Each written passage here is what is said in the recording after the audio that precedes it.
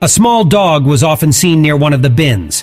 The animal was dirty and overgrown, and it was immediately clear that it had not been found on the street, but had been thrown out by its owners.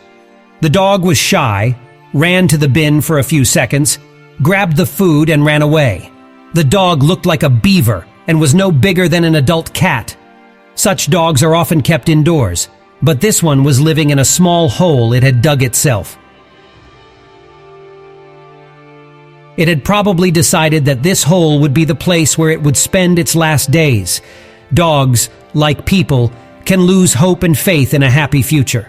The girl who helped the dog says her temporary home resembled a death pit. When she heard about a newcomer to her neighborhood, she knew there was nowhere to take the dog from the street. All the free foster homes had long since been filled, and the paid ones were running out of space too.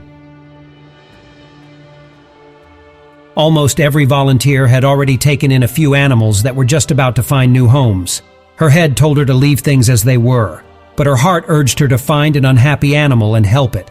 The girl found the dog in a rubbish dump, but it was afraid of people and would not come into contact with them. Perhaps it had been abused before. The girl fed the dog for a few days and it trusted her.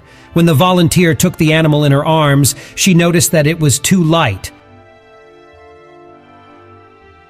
Obviously, the dog had been starving for a long time, and without help, its days on the streets were numbered.